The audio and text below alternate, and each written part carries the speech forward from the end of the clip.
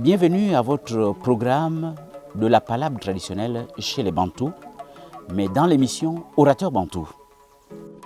Aujourd'hui, nous allons parler de l'adultère et pour en parler, nous recevons M. Sostène Mabika. Bonjour M. Mabika Sostène. Bonjour M. Idou Kindao. Bienvenue à notre rendez-vous. Merci d'avoir honoré de votre présence. Je vous en prie. Voilà.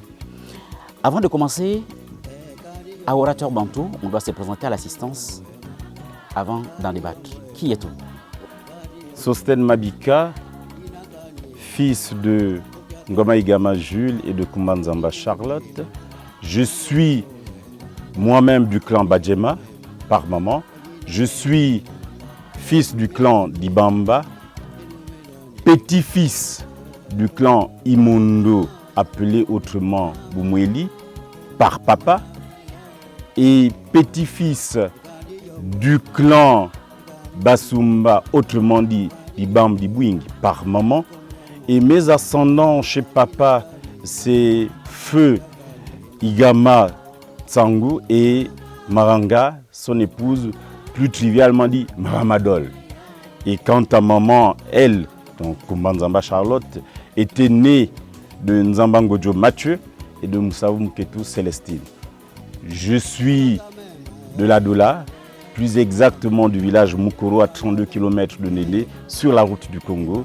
Et cette route, parce qu'en Néné, pour la petite histoire, quand on dit Néné 9 routes, en vérité, c'était une déformation. D'accord? C'est Néné 9 de routes parce qu'il y a 4. La route de Tchibanga, de Mouila, de Libamba et du Congo. Les 4 routes se rencontrant en Néné, ça a donné Néné 9 de routes. Le vieux Pounou illettré, ne pouvant pas savoir ce que disait le colon, c'est ainsi que le colon va dire Ndende, nœud de route. Et le vieux va tout simplement transformer Ndende 9 routes. Merci M. Mabika. Nous reviendrons sûrement sur cet aspect. Et pour revenir à notre sujet, l'adultère chez les Bantous. Dans le quotidien des Bantous, qu'est-ce que l'adultère? Surtout en pays pour nous. Merci Idou Kindaoui. Il convient de rappeler aux téléspectateurs qu'il n'est point de portée de jugement sur ma personne parce que je n'encourage pas l'adultère, mais il faut dire les choses telles qu'elles se présentent. L'adultère est un sujet de société. L'adultère, à quel moment il y a adultère? Conformément à la tradition africaine, bantou et gabonaise, sinon pour nous, c'est quand un homme est marié et va avoir une relation extra avec une autre femme mariée. C'est là qu'on peut parler d'adultère. Mais sans ces cas de figure, il n'y a pas adultère, conformément à la tradition bantou. Et dans le même sens, M. Mabika, oui. Lorsqu'il arrive que c'est un homme marié qui a une infidélité avec une femme non mariée, une célibataire, ou une femme mariée avec un homme célibataire, comment apprécie-t-on cette situation? Ou comment qualifier cela? Merci, c'est pertinent ce que vous dites, monsieur. Quand un homme marié a une relation avec une femme célibataire, il est dans la logique qui s'inscrit d'être polygame. Parce que pour être polygame, il faut aller à la conquête. Ici, quand on parle d'adultère, c'est quand les deux sont mariés. Mais quand c'est l'homme qui est marié va à la conquête d'une femme célibataire, il n'y a pas adultère. Il est dans la logique parce que cet acte ouvre la porte à une certaine polygamie, pour des raisons certainement qui sont siennes. En revanche, quand une femme mariée va avoir une relation avec un célibataire, ici, selon la tradition, il n'y a pas adultère. D'accord? Ici, la femme porte atteinte à la dignité de son époux, si bien qu'il y aura un probe qui planerait sur elle, parce qu'elle aura effectivement orchestré un acte vil et qui la poursuivrait tout le temps dans le village. Et pendant que nous y sommes, un homme marié qui a des infidélités, par exemple, avec plusieurs femmes, dans un pays pour nous, comment qualifie-t-on ce genre de comportement ou qualifier cet homme? Bien, monsieur, c'est tout simplement un homme qui bénéficie tout simplement de toutes ses qualités. D'accord? Ça veut dire quoi? Il a les moyens de sa politique, pour le dire trivialement. Quiconque n'a pas les moyens de sa politique ne le ferait pas. Je vais tout simplement vous le signifier. En milieu rural, quand un homme a autant de conquêtes, mais les femmes artisanales, c'est quoi leur activité potentielle? Ce sont les travaux champêtres.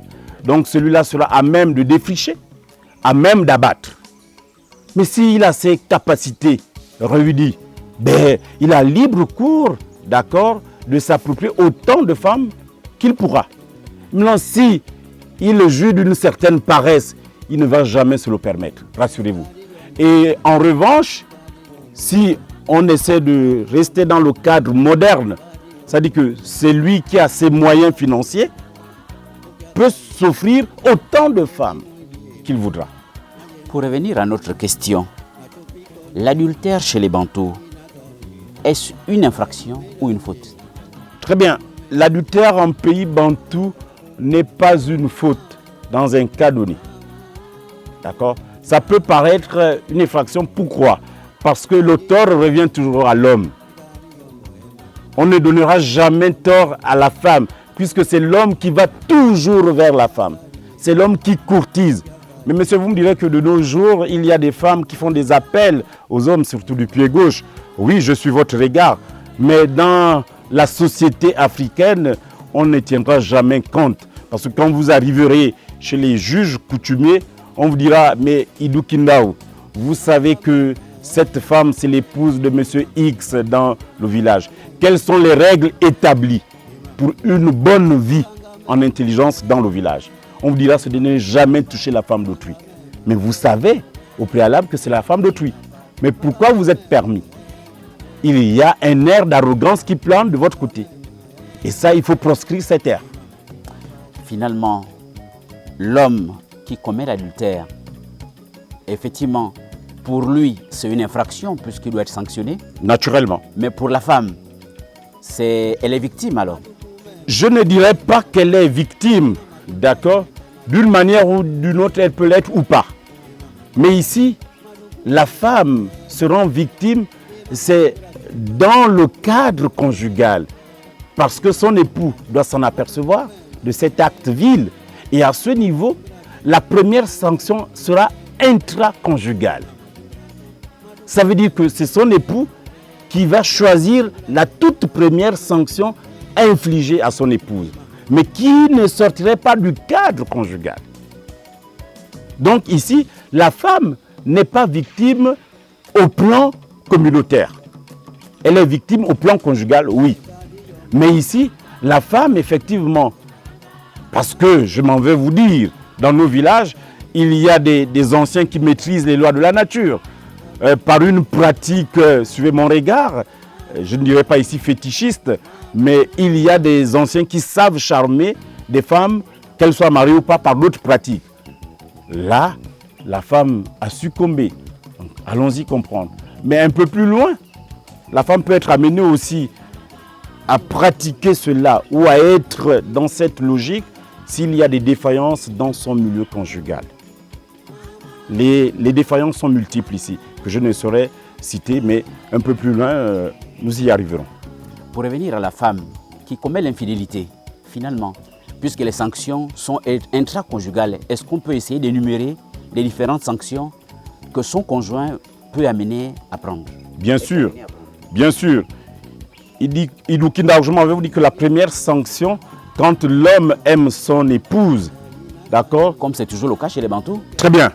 C'est déjà de s'approprier une certaine privation de repas. Se refuser de manger les mets que pourrait cuire son épouse. Pour amener cette femme à rentrer dans une supplication envers son époux. Pour essayer de ramener la sérénité. Ça, c'est toujours la première sanction. D'accord? La seconde sanction qui pourrait aller au-delà de l'espace conjugal, mais qui sera toujours intrafamilial cette fois-ci, d'accord? L'époux peut amener à prendre son épouse, aller vers les mamans de la jeune dame ou de l'épouse, c'est selon, ou vers les tantes de cette dernière, en allant confier sa femme à ses tantes, donc à ces dames-là, d'accord? Parce que tante chez nous, conformément à la tradition africaine, la tante c'est la sœur de papa. Et maman c'est la sœur de maman. C'est pourquoi vous verrez chez vous, en pays pour nous, vous appellerez tonton Makati. Et chez moi dans le Haut-Togoué, on l'appellerait tout simplement Ngoubala. Donc trivialement, la mère homme. Vous voyez? Et ça, ce sont les appellations typiques au Gabon. Sinon, à l'espace bantou. Donc ici, quand il prendra son épouse, il va la confier à ces dames qui sont des personnes requises, qui ont de l'expertise, qui ont de la matière. Et là, il demande à ces belles tantes, essayez véritablement de dissuader mon épouse. Je veux comprendre. Qu'est-ce qui ne va pas? Pourquoi s'est-il laissé véritablement emporter par cette pratique, aussi vile soit-elle? Et là, les tantes, effectivement, gardent cette épouse pendant quelques jours, essaient de l'interroger, essaient de comprendre. Peut-être que le problème est un problème de fond, parce qu'il y a des sujets qu'on ne met pas sur la place publique. Je vais citer comme ça, si l'homme a des défaillances physiologiques, d'accord? Vous comprenez qu'en vérité, c'est source de divorce. Si l'homme ne peut plus satisfaire son épouse, c'est source de divorce. Mais comme le sujet est tabou, quand on est bantou, quand on est gabonais, ce n'est pas des sujets qu'on traite sur la place publique ou encore à un corps de garde. Ça, ce sont des sujets qui se traitent à la cuisine. Donc, à ce niveau, la femme peut être amenée à parler, à confier à l'une de ses tantes cette défaillance. Et à ce niveau, que deviendra l'homme? Voyez. Mais comme la société africaine est une société sage et bâtie sur des valeurs, les tantes trouveront les mots et les expressions qu'il faut pour passer le message au gendre qu'il est. Et il peut arriver qu'elle avoue clairement ce qui s'est passé. Quelle peut être la réaction ou la sanction finale pour, entre parenthèses, disons, le propriétaire de la femme? Avouer à ses tantes, à ses mères ou à son époux? À ses tantes d'abord. Oui, oui, forcément, parce qu'on s'inscrit dans la logique de la vérité. Donc c'est une réconciliation qu'elle recherche avec son époux. Ici, il n'est plus question de mentir. Les propos mensongers n'existent plus. D'accord? Oui, elle sera amenée à avouer. Et quand elle avoue, maintenant les tantes vont la recadrer en disant « Tu t'es mal prise. Voici comment ça se passe. Voici comment ça se passe. » Parce que, Idoukinda, je m'en vais vous dire que la vie conjugale, le foyer, le mariage, c'est tout un mystère. Ne se marie pas qui veut. Ne tiens pas le foyer qui s'appellerait femme tout entière. Non. Il y a des prédispositions. C'est comme la chefferie dans une famille. Elle est préétablie. Il y a des règles. Ne deviens pas chef de famille qui veut. Pour revenir à notre sujet, M. Malika, oui. La sanction finale. La dame a avoué clairement à ses tantes. Oui. L'information arrive chez le mari. Quelle peut être la sanction finale? Quelles sont les différentes appréciations qui peuvent arriver? La sanction finale, si véritablement la dignité et l'intégrité de l'époux... Considérant que l'homme aime toujours sa femme, comme les hommes bantous aiment leur femme. Bien, si l'homme aime toujours sa femme, la sanction finale ici, c'est tout simplement d'amener la femme à jurer sur tous les noms qu'elle ne doit plus jamais le répéter pour que la sérénité revienne et qu'elle puisse effectivement mériter à nouveau la confiance de son époux. Revenons maintenant à l'homme, oui, qui commet l'adultère. Pour l'homme, en général, c'est une infraction. Bien sûr. Parce qu'il est sanctionné. Bien sûr. Quelles sont les différentes sanctions pour l'homme? Bien, puisqu'il est tributaire de tout, les différentes sanctions, c'est quoi? Il est appelé à payer quelque chose comme franc symbolique. D'accord? Ça, c'est premièrement. À défaut de cela, on disait à l'homme, au pire des cas, vous devez effectivement vider les lieux. Ça veut dire quoi? Il partait de ce village parce qu'il a mis en mal un couple. Et puisque nous sommes bantous et nous sommes pour nous, il y a même des enjeux mystiques quelquefois qui s'invitent. Donc, pour essayer de mettre tous les côtés à l'abri d'un éventuel danger, les sages étaient amenés à demander à l'homme qui a causé l'adultère de vider les lieux et d'aller bâtir domicile, sinon demeure, dans un autre village, peut-être lointain ou voisin. Mais M. Mabika, comment justifier que c'est l'homme qui est vraiment sanctionné? Est-ce que la femme n'est pas quand même complice? Pour revenir un peu à cette réalité. La femme a des sanctions intrafamiliales, conjugales, mais l'homme, c'est carrément la communauté qui se mêle. L'homme incarne l'autorité familiale. Est-ce que vous comprenez? Ici, on vous dira clairement que c'est vous, même si la femme venait à se jeter sur vous. Mais si vous vous dites non, ce n'est pas elle qui vous fera fléchir. En revanche, la femme, quand elle dit non, mais nous, hommes avec petit H, savions toujours faire recours des mots qu'il faut, des mots savants pour faire fléchir la femme. Donc ici, l'homme avec petit H est toujours fautif. Allez dans toutes les sociétés africaines, on vous le dira toujours. Et la femme toujours victime. Toujours. Même si elle n'a pas été violée. Parce que simplement elle est fragile. Ne dit-on pas qu'elle a été créée à partir de la côte de l'homme? Ce sont les Saintes Écritures qui le disent. Ce n'est ni vous, encore moins moi.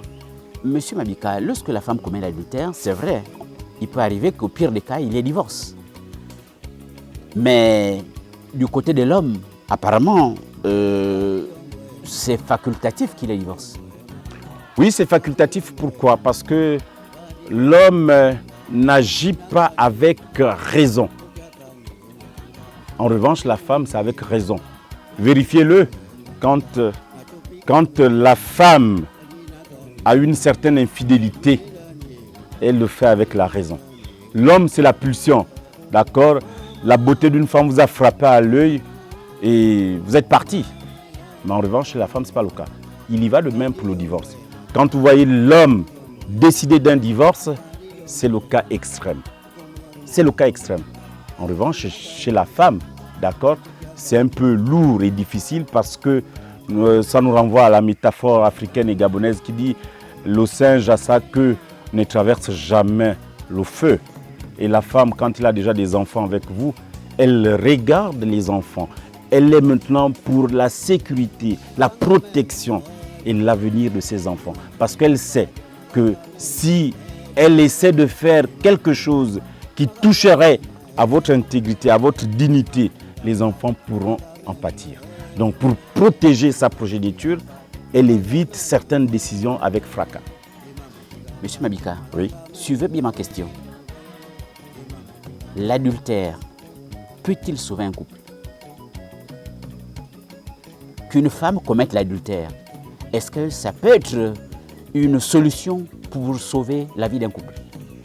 En bon africain, je suis votre regard, je dirais tout de suite oui, sans risque de me tromper. Parce que l'adultère n'est toujours pas un acte vil, comme je l'ai dit d'entrée de jeu. Idou Kindaou, je vous rassure que dans nos sociétés, dans nos familles, il y a eu des adultères orientés. Je suis votre aîné, d'accord? Je suis dans une incapacité de procréer. Et ça, je le sais. C'est juste une fenêtre que j'ouvre sur la stérilité masculine qui n'est pas tant acceptée par le... Voilà. On jette toujours l'anathème sur la femme. C'est la femme qui est stérile. Nous sommes nombreux à être stériles. Mais même dans le passé, jadis, certains le savaient. Maintenant, moi, je le sais. Le cas de certains grands-pères que nous avions eus de par le passé. Mais j'appelle Idou Kindaou, vous êtes mon cadet. Je vous dis, bon, écoutez, moi, je vais aller pour 3 mois. Parce qu'on a telle nièce qui serait mariée à Okonja, telle qui serait mariée à Moabi, telle autre à Ombwe. Je vais essayer de faire un périple pour voir effectivement quels sont les neveux et les nièces qui sont nés de ces enfants partis en mariage. Parce qu'ils doivent aussi connaître qu'ils ont une famille maternelle. Mais quand je vous demande de venir garder mon épouse, d'accord, mais c'est fait à dessein. Et je vous dis, Idou Kindaou, je te confie ma maison, je te confie ma concession, je te confie mon épouse. Il faut en faire bon usage. Sachant que tu es un enfant du village, tu as tout de suite percuté le message. Je suis parti pour 90 jours. Et en 90 jours, tu es sûr d'enceinte mon épouse. Quand moi je reviens, toi tu t'en vas, mais je reste entretenir la grossesse. Et quand l'enfant naîtra, 1 an, 2 ans après, d'aucuns par la ressemblance physique diront Mais tiens, mais cet enfant ressemble à Idou Kindao. Mais les mamans qui sont les détentrices de la sagesse africaine diront, mais Idou Kindao et M. Mabika sont deux frères de même père, même mère. Mais c'est le sang. Que voulez-vous insinuer? Et le sujet prenait terme à ce niveau. Monsieur Mabika, merci. Je vous en prie. Pour les téléspectateurs qui ne comprennent que votre langue maternelle, nous vous prions de faire un résumé de ce sujet. Diboti. Ivundi mpuno mavai a divorce vund adi masil bayisi. Bayisi mugulu. Paidi la mame mam. Si net matibanda. Marukal. Baulba masil. Kabo paidi la yigam. Yuwe la barit bapuel. Si net matibanda. Moub na yigam. Aïe male band. Ma song. Aïe ma band di song. Di songa bout di baldi mo aussi. Ake funa na barit. Ma song payi babal bakupuel. Mumba babal baku na bigambio. Baku na bagati ba beji. Barieru. Bana. Baranu. Boudi song du le lable. Bivon bakwayi na patsu. Na du. Yvonne kan. So mia udim yue dimbuna vo upaku yule paku. Kabo mulund male paku anga mbak dimbnanga. Kabo mulund vav di song. Mba udimbna ikigam. Tukubna igami bagati bana baranu budi song du lerern. Kabo di song vav si diam di biv. Ngeva yi babal boots baku na bigam. Ngeva yi babal boots baken tu masong nes. Di song di marua na di bal. Mba di bala o iduki mugetu. Ivondi mpuna mabuku nong. I kokumbal mafu di bandu ilamb. Mumba i kokumbal mafu di bandu ilamb. Mba kokumbal o iduki mugetu. Mba pa i amaye fonga hun. Ivondi bakwa i musolu mutu lufuilwe. Atironda bagetu. Amabengu na dufu. Bajuli ilamb. Kabo munga i disonga isali boti, isali ibi, imabivila, mumba bapuela, befu di bando disong de din. Mumba uji babala, be rambi babal nou, o mabindi mabaratibo, avant av disong di bivila. Paiti munan, disonga isali boti, mumba bagetu, va wul babeti, pai mwatia wakandimi, akubur namu. Tene mwan oyeb na yifu imiweli. Mulumia wa odi ardita mbe ibuki ya winda. Kabo duan ma wel dumweba. Adina oyinombi okubu mupun, okubu mukeli, okubu mbambo, okubu mupam, okubu muteki, okubu mien, okubu mugalu, okubu munzabi, okubu mpinzi. Jetbotso odivul jetbene nglingabu. Jetbotso turon bigame, jetbotso ti tubi masong. Masonga mebe bigame. Kabo pai ni betina mukalu nzitu, ni betina mbembu nzitu, mudu wakisa ajiji. Tukwai abe wulma matuji limba. Limba. Merci M. Mabika pour ce résumé en langue locale. Chers téléspectateurs, M. Mabika a été très clair pour dire que dans nos traditions, dans nos us et coutumes, nous n'avons rien à inventer. Nos ancêtres sont passés par là, nos parents sont passés par là.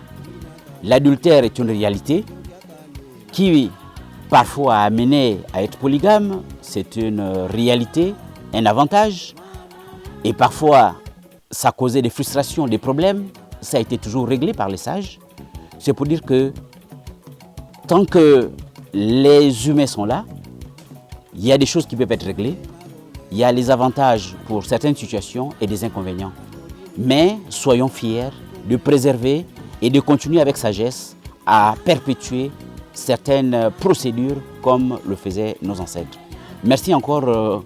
Nous vous fixons rendez-vous pour un prochain numéro avec cet invité, M. Mabika. Bonne soirée à vous.